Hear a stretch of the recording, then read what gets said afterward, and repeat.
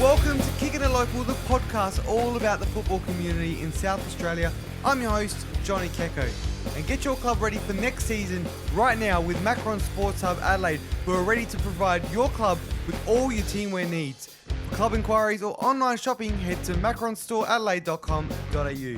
Today I'm joined by former Matildas player and Adelaide United player as well, Sharon Black. Thank you for joining me. Thank you for having me, Johnny. It's a great opportunity to chat with you because we're a month out from the World Cup being on our shores, the FIFA Women's World Cup 2023. We've been looking forward to it for so long, and it's finally almost here, just a month away. It's incredible. Oh, it's absolutely fantastic. Fantastic for the game in our country and the game worldwide. Well, for you, 24 years ago, you played for the Matildas at a World Cup, 1999, USA. How cool was that experience to be involved in something like that, and now seeing it being in our home shores? You probably didn't have to say the 24 years ago, but anyway, absolutely fantastic. The 99 World Cup was amazing. It was probably the first big football event in my life, and to be in USA and play in that World Cup was just unbelievable. Yeah, well, I can just imagine what it will be like playing on a World Cup, but the game's come a long way since then as well. I want to talk about everything. There's so much we can talk about. Hopefully I can get through all of it because there's so much that I want to ask you. But let's go back to the earlier days with you. You growing up playing football, you grew up in Adelaide. What was it like in your household with playing football? Well, I started really early. My brother, we used to live across the road from a high school, and my brother would play and I would go and watch, and I think I would have been about 5 years old, and the coach just said, "Do you want to join in?" And that was it for me. From then on, it was just all about football. All about football. What was it? Did you just fall in love with the game? Yeah, absolutely. I think it was just the love of running around on a park, kicking a ball, you're with your mates. I think it just developed a passion within me, and from there it just took off. What was it that you just loved it about it? Because with me, I know with my thing, when I fell in love with the game, was just I love the atmosphere that as a fan. But what was it for you to play, and what was that one thing that you just fell in love with? I think I just really enjoyed it, and I was okay at it as well, but I think I just enjoyed being out there, being in the open air, just, I don't know, kicking that ball around. It sounds weird, but yeah. With your earlier teams that you played with, was it mainly boys' teams back then? Yeah, so at primary school, there were only boys' teams. So I played for a boys' team in primary school, and then I think sort of got told that I needed to go into the women's competition. So when I was quite young, I joined West Torrens Bacala. Yep. How was that joining them? Yeah, great. Obviously, a lot of older girls, and I was quite young. But yeah, they took me under their wing. How'd you find playing in boys' teams early on? Because you're now involved with Flinders United, which is an all-female club, which is fantastic to have something like that now. But what was it like playing with the boys back then? I think it was a bit daunting. Obviously, the only girl. There was obviously that. Not conflict, but, a girl in a boys' team, maybe she can't play, or, she's a girl type thing. And, there was sort of a bit of discrimination there that I had to overcome. Yep. But, yeah. How'd you get around that? Was anyone there supporting you or anything? Yeah, so in those days we had zone teams, so zone teams for each different area in Adelaide, and my zone was obviously the south, played down in the south zone, and I was sort of told I wasn't allowed to play with the boys in that zone. And so my mum took it to the anti-discrimination board back then. Oh, wow. Yeah, and so then it was decided that I was physically capable, and there was no reason why I couldn't play. Jeez, and we're talking like the late 70s, early 80s that this was happening? Yeah. So it's amazing how far the game or everything has gone since then. Absolutely, yeah. There were no girls' teams then. It was all boys' teams or school teams. And now you see nearly every club's got girls, young girls playing. Do you think the way it was back then built you to where you got to? If you had the female teams, do you reckon that kind of changed the way you played, or wouldn't make a difference? I think it adds to your resilience, most definitely. I think, I didn't know anything different. I was just Yeah. playing the boys. I obviously had to be tough, and I think it just added fuel to my passion and love for the game. Now, talk about the playing for clubs and being able to. You played at Bacala was your first, the club you played at. Sturt Marion as well, another one. And what was all those clubs like building you up to where you got to? Yeah, so I played for Bacala. I think it was probably just a couple of years, and then their women's side folded, and so then I went to Sturt Marion, and basically that was the club that I played at until '98 when I went to Canberra for the AIS program. So I played for them for a number of years, and then then I went to Canberra, and then from Canberra I went overseas, and when I got back from overseas I went back to Sturt Marion and played a few more years there. So talk about overseas. What was that opportunity like to go over there and play over there? Oh, fantastic!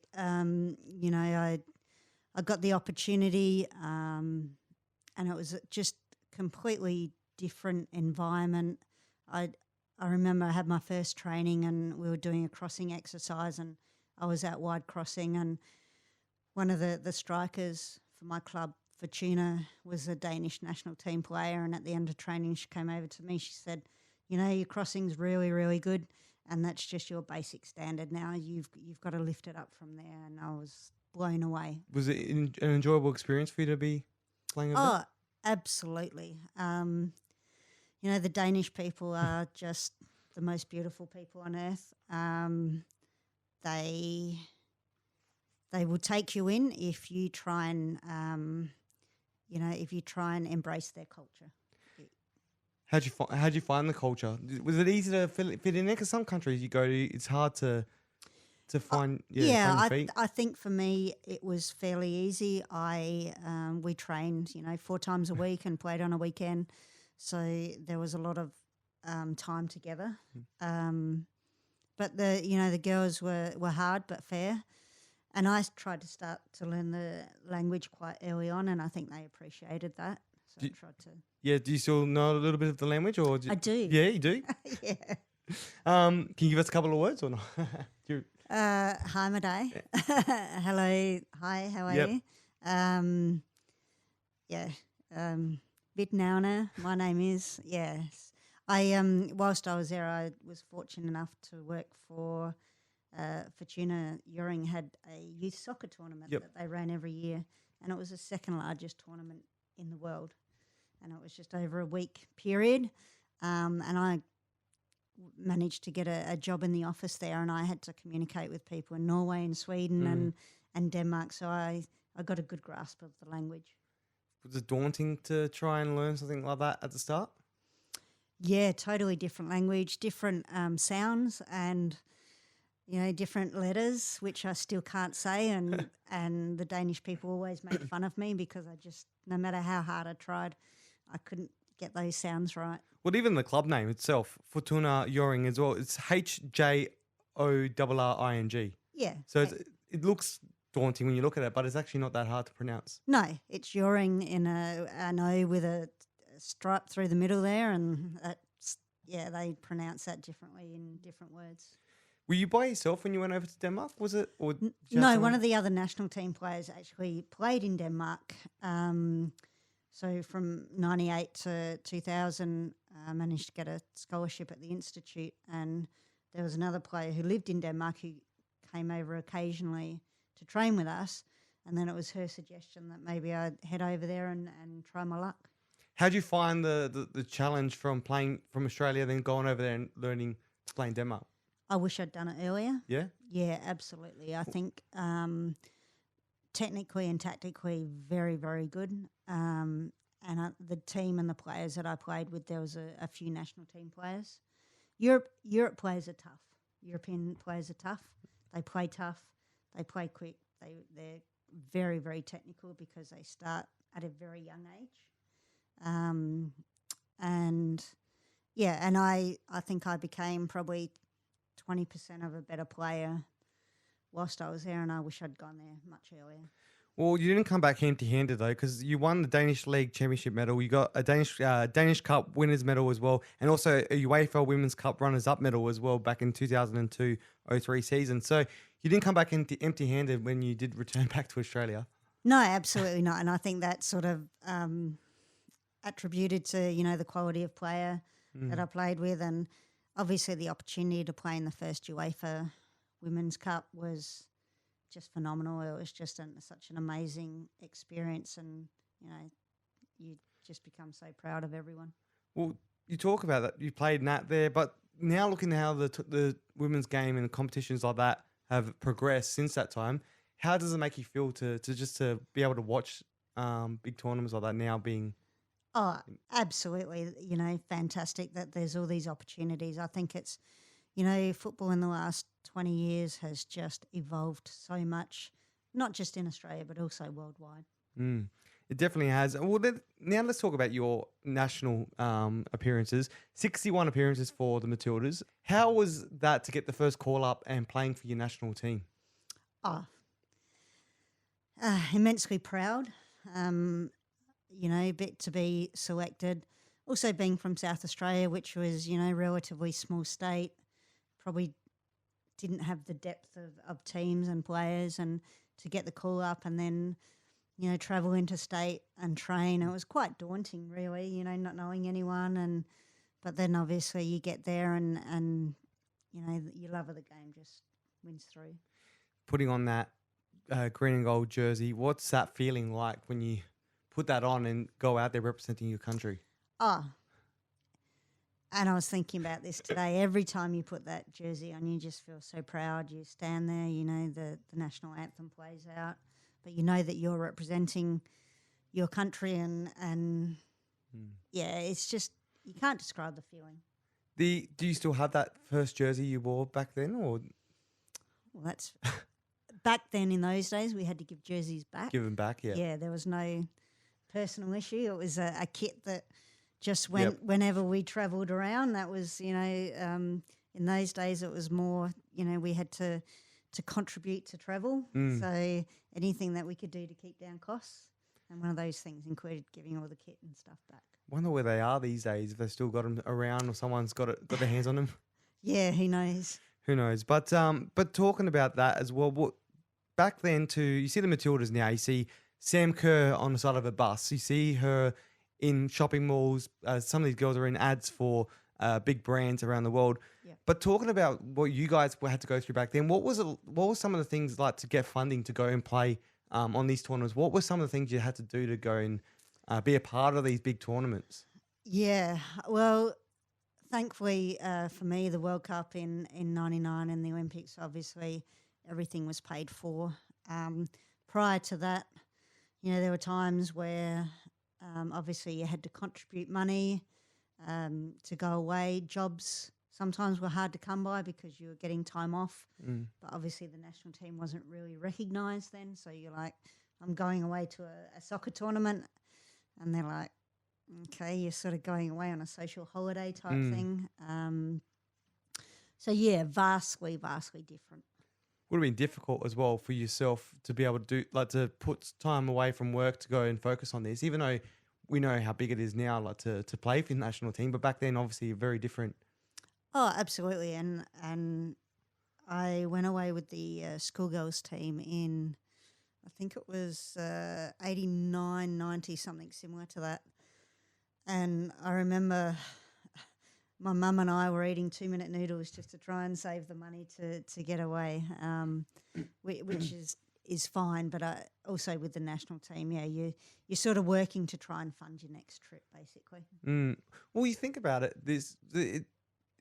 Now you get selected, you be able to go and play. It's mostly paid for in compared to what it was back then, but you'd have to be in a really good position to be able to play for Matildas, because if you were selected and couldn't afford it or able to contribute, it could be the matter of not being able to represent your country. Yeah, I think early days you try and do raffles, you try and, save money where you can. And at the time, the association, the Australian Women's Soccer Association would contribute what they could. But I guess if you want something that much, you make those sacrifices.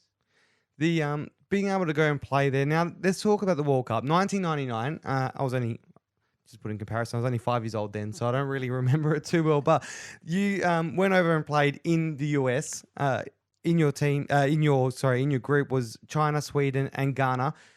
You only got the 1 point out of it, but how did it feel to go there and play in the World Cup, big stage, big first big tournament for yourself? Exactly, and you hit the nail on the head. We went over there, beautiful grounds to train on, beautiful hotels, everything supplied. We play the games in front of full houses, and Americans and Aussies tend to sort of get on well, so we had a lot of support. I remember our bus was escorted by the police on the way to games, and it was like a parting of the ways on the roads. Like it was just to let our buses go through, and it was just we were all starry-eyed. We were like, "What's going on here?" That's pretty cool. To be able to be involved in that. You didn't. Unfortunately, it was a 3-1 loss to both Sweden and China, but a 1-1 draw against Ghana. What was it like to get that draw? Was it a good feeling to at least get a point out of it in game one? Yeah, I think so. I think where we were probably as a national team at the time, China were very strong in that era, and Sweden, obviously being a European country, they got to play a lot more international games because of the close proximity of other European nations. So I think, we were sort of probably behind the 8 ball a little bit to start with, but to get a point, was fantastic. What was it like the lead up to it with the family, friends, other teammates? What was it all like leading into a World Cup? Yeah, so as I mentioned before, the AIS started a program for women's football in 98. So most of us had been residing in Canberra for nearly a year up until that World Cup. So, you were sort of not isolated, but you're obviously all training together in Canberra for an extended period of time. So it was just a lot of focus on, on training and preparation. So it was sort of hard to get excited with family and friends because you were away from them. Yep. But then you were together in a group, of people that you saw multiple times a week. Well, the year after, this would have been a bit more special as well. I know the World Cup is a massive one, but the Olympics, 2000 Olympics, home soil, similar to what we're going to have now with the Women's World Cup on our home soil as well. What was that like to be able to come home and play in front of friends and family in another world tournament right here, and also against Sweden as well in that team? A pretty hard team as well, hard group to play against as well, Sweden, Brazil and Germany. Yeah, there wasn't much let up in that group, definitely not. But I think that's probably the highlight of my football career. And I guess, you walk out on the Sydney Football Stadium and you've got that jersey on and, a very special time for me. My mum was there. It's the first international game she'd see me play. Oh, wow. She'd traipsed over from Adelaide on her own and, I'd never been interstate before and I'd navigated all the trains and network and stuff to come and watch me play. And, obviously everyone in the stadium is just, is there for you and your team. And I think they could appreciate especially in the 2-1 loss to Brazil. I think, it was a very close game and a couple of lucky things gone our way. The result could have been different. Well, a 2-1 on paper is pretty decent against Brazil. 1-1 draw against Sweden as well, the team that you lost to the year prior in the World Cup. Yep. How was that feeling to be able to I think draw with them, sorry. Yeah, I think great to draw with them because I think it gave us a little bit of hope that, if we won against Sweden, then it would be a bit of a tussle for the top 2 positions. And I think we started off the game really well. Sonny Hughes scored an absolutely amazing goal, and I think we thought that we could really mark our presence in that game, and it was disappointing in the end not to get a positive result. Let's go back to when you talk about your mum being there as well. How was that feeling to be able to have your mum there watching you in that big tournament, big stage? Oh, incredibly proud. Um, I guess me being proud of her and her being proud of me, but just yeah, being able to give her that opportunity to show what her, dedication Mm. and commitment to me over the years has provided. And it would have been, yeah, great satisfaction to be able to give that back. Is that something you always were hoping you would get the opportunity to do, to be able to give back to your mum for all the support? Yeah, absolutely. I think everyone, loves the support of their family and friends, and wants to give back when they can. Talking about the World Cup now, we see these girls playing on our national stage now. They're about to do this similar thing to what you did back then, but for the World Cup here in Australia as Yep. well. What's like some advice you give to up for those girls, especially that are going to be representing our country, and the ones that are aspiring to get out there as well? Yeah, they're going to be incredibly Mm. nervous. Before the first game, they'll be incredibly nervous. I think I can't speak for them, but I would say this would be their, to date, this would be their biggest, tournament. Mm. Obviously, playing on your home soil and a World Cup is something that they'll probably never experience again. And it Mm. was like the Olympics for us was that, we knew that was something that we were never going to experience again.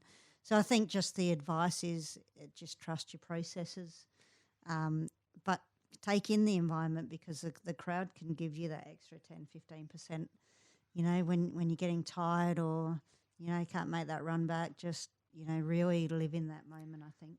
Well, when you played the first game against Germany in Canberra, it was 24,000 people. And then you look at Sydney was 33,000. And then against Brazil in Sydney again, Sydney Football Stadium, 29,000. The Matildas were going to play Sydney Football Stadium their first game to open up their campaign for the World Cup. Hmm. It got shifted to a bigger stadium because tickets sold out. So how amazing is that for you as a former Matilda to see the demand for the national team now, this many years on? Oh, I think it just shows I guess the Matildas brand, and I think people can see the commitment and dedication and the way that they play football, and we have played football the whole way along is with our heart and Mm. soul, and they're going to be playing in front of an incredibly massive home crowd with that many people, and yeah, it's just it would be amazing. Something like 70, 80,000 people there supporting him because Yeah.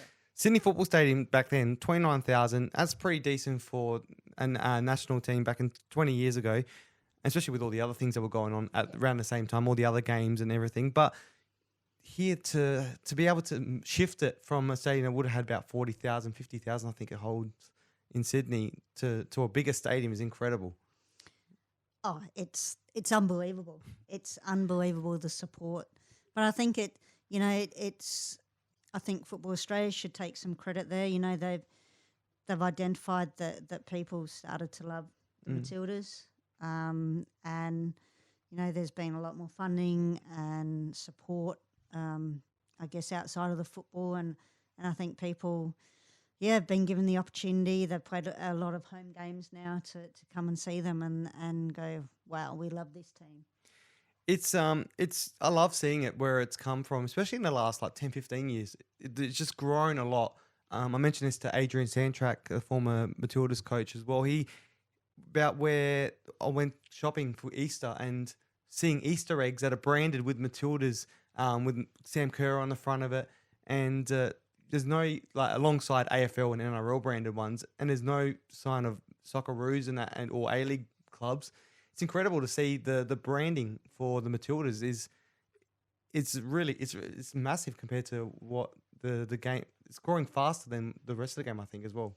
Yeah, I think so. I think to be able to have that type of branding, you've got to be able to market something, and that something is, and I just keep harping on it. I think the community just loves the team, Mm. and I think when a community loves the team and embraces them, then all those other positive things, whether it be financially or support based, is just it'll come. Being a former Matilda, how proud does it make you feel to see this happening now with the team that you played for with and helped build in that earlier those stages there, like to see where it is now? How proud is that? I think it's hard to express. It's Mm. the game has just grown so much. Not, I guess, only at the national level, but also at the grassroots level. And I Mm. think that's probably helped it. The actual game itself and that whole marketing, and it's just because many more girls are getting into the game. But again, it just comes back that team is so marketable because they've had great results, and I think people can just see that they're a genuine team. Mm. Well, they are, and yeah, it's going to be cool to see where it goes after this. Hopefully, it does continue on. I think we've got the Olympics back in Australia in a few years' time as well, which will obviously that will help as well. Knowing that's going to be here, Matildas will be playing in that again, so Yeah. it'll be great to see. Yeah, it'll be cool to see how that goes. And do you reckon the game itself, the way it's growing and the way it's grown since you played with the national team, do you think it's just going to continue or on that trajectory or even quicker, or does it need Yeah, anything? absolutely. I definitely think it will grow. At what level? Whoever knows what level something's going to grow at. But I think, the popularity of the national team, and I think it's really important that it continues to grow at the grassroots. That's where it all starts. You can have a national team, but you need that feeder system underneath. And I think, to get more girls into the game, and primary schools and club Mm. environments, at a young age, and just to make it fun for those people, will keep them in the game and will boost, the higher ranks, the young Matildas, all that sort of stuff. Well, you now are involved in a local club with Flinders United, all female team, all female club. They joined with obviously with Cumberland United and Flinders University over the last couple of years. But how is it being involved there now? Because you're just a coach with the community side. What's it like to be involved in something like that? Yeah, it's been. I've been out of coaching for a few years, and to get back into a club that I can see is so community minded, even with the young kids, embracing the WNPL players to go out and do sessions with them or coach them, and just have that team environment, a team of one. Mm. I guess it's not. WNPL and community teams train on the same night, and community teams get everything that the WNPL get. They get the last night I got to train on the main pitch, and the WNPL went and trained on our second pitch, and that's just what type of club they are. Is that they rotate things around, they share things around, and I think that shows us a lot of we get WNPL players coming out to our Div 5 games. And we in turn head out to their games as well. And obviously that would add like a very good dynamic there because everyone's obviously supporting each other. Yeah, it's just such a happy place to be. Mm. You're looking forward to going out to training. Yep. I coach a Div 5 team, and I'm consistently getting 10, 12 players out at training. And, I'm like, we trained on Sunday because we didn't have a game. And, I said to them, we don't have to train. And they're like, no, we want to train. I'm like, okay. So, they just want to be out there, and there were other games. So that was perfect. They, we stay behind and we watch the next game. Well, you got the WNPL side's got obviously Joel Porter, who's in the head coach there. He was coaching in the community leagues before that, and that's how he got into the club. How cool is to have someone like that helping out at the club and being involved as a coach and helping to grow the club? Yeah, absolutely. And I think that shows the nature of the club is that he did start at a community level and has worked his way up. And, it's obvious that he's got a good, rapport with the girls, and, out at training, you can see, they're having fun, but also working really hard. Mm. Do the girls that you coach and the ones in the WNPL, do they look at you and see the former Matilda and come to you for advice or anything? My girls do, yes. Sometimes, they love to actually have football discussions, which probably surprised me Yep. because, I try and add a bit of tactical stuff to our trainings and stuff, and they just want to learn, and which is fantastic. How do you find it the way they're being brought up in this club from where you were playing in the early days with the boys? How do you find the differences? Do you think it's going to be a lot better for these girls' futures to get to Matildas with the way the setup is at the moment? Yeah, definitely. I mean, there's pros and cons, I guess, with everything. But at the moment, at Flinders, and I just comment on Flinders is that we have under sevens, under nines, all these progressive, and these kids are just training every week, and getting to play on the weekend, and the training makes perfection type thing. So yeah, I think so. It's good to see what they're doing. They're changing the game a little bit. The way the clubs come out and what they're doing for the community. It's good to see in the WNPL, and hopefully they can continue to grow. Yeah, absolutely. It'd be, ideally it would be great for every club in South Australia to have a women's and a girls structure, and I think that's probably, obviously an aim. There are obviously restrictions in relation to ground space and stuff like that. So, but yeah, hopefully, more teams will get on board and have those young girls and women playing at their clubs. Well, the WNPL has grown a lot in the last few years, but we'll talk about the A League as well. That's grown a lot since you played there as well. You played back in 2008-09 for a few games for LA United in the W League, as it was called back then. Yep. The first season of the W League. So, what was that like? That experience to come home and play there, and yeah. Yeah, it was probably. I'd sort of come home from Denmark in early 2007, so I'd only sort of been home a year or even a few months before training had begun for the first women's A League type situation. So yeah, I think I noticed that the standard had definitely increased. That was something for me. The level of player technically, I could see, and then obviously playing in that competition, yeah, I could see that there'd definitely been, definitely a high standard of play. What was it like to be able to play in that for your state? It was almost like a state team back then because it was the only one in the state. So what was that like to be able to play for them, represent them? Absolutely, like we'd previously with the Ansett Summer League and prior to going to Canberra in '98, there were other national type leagues where you played over a few weekends, and other than playing for the national team, playing for my state was, it's the same thing with the shirt. You pull the shirt on and to play for your state, and that, that's the most amazing feeling as well. How did that come about as well? Because that was you were part of the establishment of that club, that team as well. That was 2008. That was the first season. No, I think Richie Allegich, I think, was the coach. And yeah. So I think, there was just some communication there about coming out and training and stuff like that. So yeah, I went out and had a few training sessions and really enjoyed it. And alongside Dia Allegich as well, she was the captain back then. How was that to be playing alongside her? Yeah, to come back and play alongside Dia, she's probably the toughest player I think I've ever played with.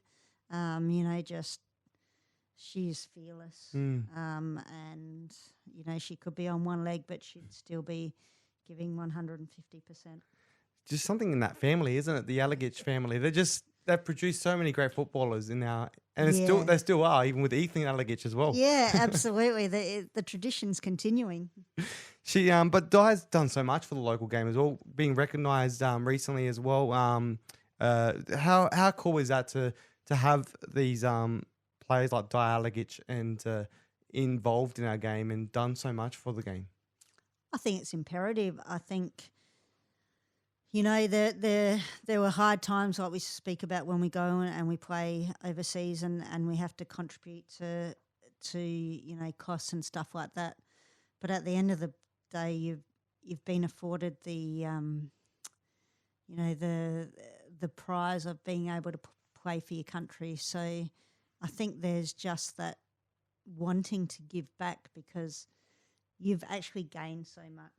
So, Mm. you've gained so much and you want other players to have that same experience or, try and get the next Matilda from South Australia, all that sort of stuff. So, yeah, I think I think if you're a sporting personality at a high level, I think in some regard you have a bit of a responsibility to give back because you've been given so much in Mm. return.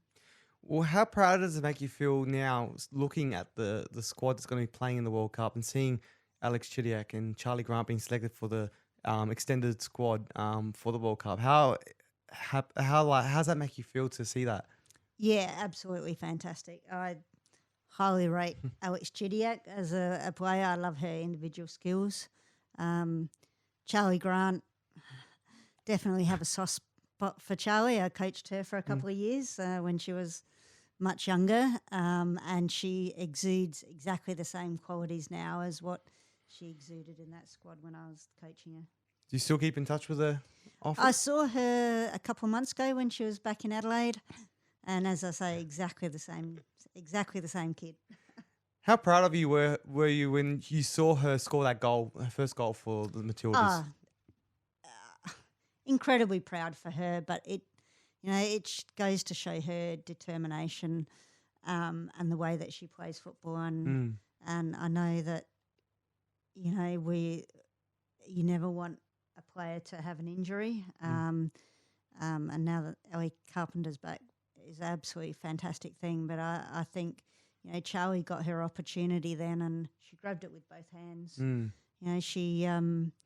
She got thrust into a side where she was a relatively new player. It's a fairly important position, playing a fullback role, and I think she just from that first game she just grew with every game she played, and I think you can see the increase in her confidence each game she played, and that confidence then she got rewarded with a goal because last few minutes of the game her fitness has never been an issue or her willingness to push herself. And the last few minutes of the game, and she was the one that made the forward run. Did you get an opportunity to chat to her about that goal? No, I didn't. I haven't. But if I see her, I definitely will. It's great to see those moments, and with Alex, a little disappointed she plays for Victory though, in an A League sense. But it's great to see South Australian doing so well as well, and it makes us proud. And it's good to have those. We love following our country, but just having those extra elements of the South Australians representing our country also makes it so much special. Yeah, absolutely. And people, Alex plays for Victory. There's obviously a very good reason why she, for herself personally, although football is a team game, it's still very much, you've got to focus on yourself as an individual. And, she's obviously found that that's, the best place for her to play. And yeah, I think she's a gun.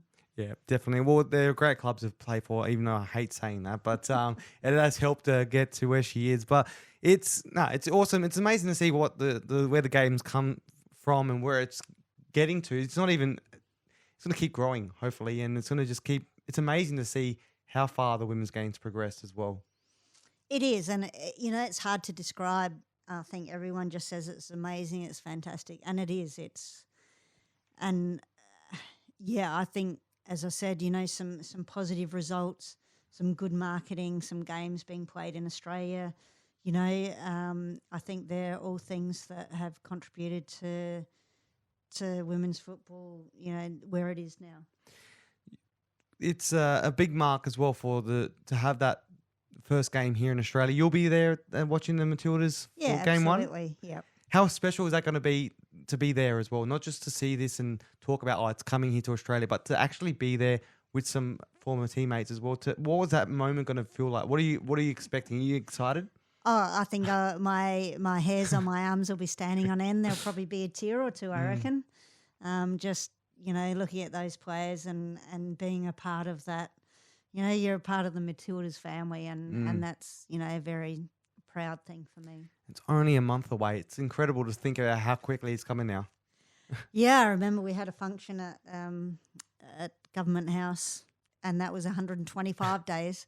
And now, yeah, it's a month away. It's just coming up so quickly. And then it's going to be gone before we even know it. I But we'll hopefully we'll have some good memories from it, which I'm sure we will. Yeah. And there'll be a whole legacy, hopefully, that will stay here in South Australia as well from this, with obviously Service FM Stadium and places like that. Yeah. That the funding and hopefully it just continues. It's well, I enjoy talking to you. We could talk all day. I could talk about the Women's World Cup and your history. But actually, before I do finish up, who were some of the favourite players you've played with during your time as well? You did play alongside Dialagic, but who were some of your favourite players to play with? Yeah, I think Di was always great to play. Cheryl Salisbury, a fantastic ambassador and such a huge presence in any team. Julie Murray was another great one to play with. Alison Foreman, obviously, plays a pretty tough style of game. And then, obviously, when I went to Denmark, I'd keep an eye on my Danish national team friends. Yep. See how they were going. Every player is different, but every player contributed as much as they could. Well, in the current squad, this might be a hard one for you, but who would you love to play with if you had the opportunity with one of the current Matildas? You can choose a couple. Choose a couple. Whoever you. I think Katrina Gorry. Hmm? I love the way she plays football. I sort of, in my mind, liken her a little bit to Messi. Yep. Just in her movements off the ball. Yep. That's what I love watching. Obviously, Sam Kerr is a big one that everyone would love to play with. But I think maybe just some of the young players coming through, the Cooney Crosses, Charlie Grant. That would have been amazing to play with her. But yeah, I think there's just some fabulous young players coming through as well. And that's the great thing is that, there's so much pressure for spots at the moment. And it's good as well having players like that as well, like your Charlie Grants, and also, especially, we mentioned her a lot, the Sam Kerrs, but they do so much more to the young girls coming through the ranks as well, to have someone to aspire to and to be able to look up to, and hopefully they can be them one day. That's what you want, people like that. Absolutely, and I think Sam Kerr has just done a fantastic job. And we spoke about marketing before and Easter eggs and that type of thing. And I think you look at sporting, I'm going to say heroes, and Sam Kerr is just Sam Kerr. She is just herself at whatever she does, and there's not much drama, which with sporting personalities there can be at times. Yep. And I think people just see that honest, that honest person who just puts her heart on her sleeve. Like when she commentates after a game, there's no filters, no nothing. She just expresses from the heart. And that's obviously, I think that type of thing is what's helped to grow the game. Absolutely. And I think it's only going to grow more. And having her winning FA Cups and stuff like that just really helps to put a spotlight on the game. I want to wrap things up now. And wrap it up the same way I wrap up every interview, is with the kicking it question. So you've kind of answered this one already, but who would you love to kick it with on the park? Anyone in the world. Doesn't have to be a Matilda. It can be anyone in the world. Yeah, see, I love the way that Messi plays. Yep. I watched him play the game against the Socceroos, not the last game, the game before, and it's just his movement off the ball. He doesn't waste any energy, but he's always 2 or 3 passes ahead of what's going to happen, and so he knows then in 3 passes time this is where the ball's going to be. So I'll just start moving there, and he just walks around the park. It's incredible. The only time he gets into a run is when he's got the ball at his feet. I just love that type of player who, you can play, good football with. And he showed how good he was, scoring within the first 2 minutes against the Socceroos. Just watching him play is just incredible to see. Yeah, he would be my favourite player. Obviously, in the women's game, I think Katrina Gorry, for me, for Australia, plays a very, very similar role. When she doesn't have the ball, she's just always looking at where's the space, where can I find a space to get the ball. Well, now you've said it, I would love to see Katrina Gorry and Messi play together as well with you, obviously. But they might be fighting over the ball. Yeah, maybe. And who would you love, the second one, who would you love to kick it with on a Saturday night? Watch some football, have a couple of drinks or whatever you want to do, whatever your favourite Saturday night activity is. Who would you love? Someone locally and someone internationally, 2 people. Oh, okay. This is- Someone locally. You can change the rules. You can do whatever you want with these questions. It's all there Yeah, for okay. fun. Oh, you've put me on the spot now. I'm not too sure. Oh, These are my favorite questions to Yeah, ask because you they're- just get anything out of it. It's good. yeah. It's I guess in a way. I guess in a completely non-football way, and I've been to North Korea. So Kim Jong-un Mm? probably would like to know what's goes around in his head, I guess, at times. And locally, for a bit of fun, I know just going out with my mates, I guess. Yep. Yeah. That'll be good. Your mates and that'll be a lot of fun. It's always good with your mates and watch a bit of football with them. Yeah, good. A bit of banter, I think, is what I sort of like. And Yep. Yeah. All your mates football fans as well? Or Yeah, absolutely. And players and yeah. Yep, nice. You know which one I would love to be hanging out with on a Saturday night or any night is the team you're going to be around on the opening game for the World Cup. Your former teammates. That would be something to be involved in. I'd love to be a fly on the wall. Absolutely. And I can't wait. There's a pre-match function, and I just can't wait to catch up with everyone, and we can reminisce and tell stories of, how it was in the old days. Yep, and I'm sure there will be. That room should be sponsored by Kleenex because there's going to be a lot of tears in that room. As soon as when the national anthem plays, I know I can have a feeling it's going to be a very proud moment for everyone in that room. Oh, absolutely. There's no doubt at all. And yeah, as I said, definitely tears, definitely, hairs standing on end, immense amount of proudness. Yeah, it's just going to be a fantastic tournament. Let's just hope that it's even prouder by the end of it because there's a win on the cards there. Hopefully, let's hope that's how it goes. If not, but it doesn't matter. It's a huge moment anyway. So Yeah, absolutely. I think it obviously at these tournaments it is about winning, and normally I say it's not always about winning, but playing good football. I think if you play your good football and your best football, then the results come. absolutely. Well, we're looking forward to seeing how that goes. I can't wait. Month away. I've been talking about this so much. I cannot wait, as you can hear. And I've said it about 10 times just in this podcast alone. So, but it's going to be exciting. World Cup, not too far away. Looking forward to that, and I can't wait. I hope you enjoy your trip over there and enjoy that time with your former teammates. It's going to be amazing. Yeah, it's going to be very special, and lovely to catch up with everyone. It's not often you get to catch up, and it's just going to be. I think it's just going to blow all our minds of how far the game has come. Absolutely. Well, all the best, and thank you for joining me, Sharon. I really appreciate you taking time out to have a chat. Thanks for having me, Johnny.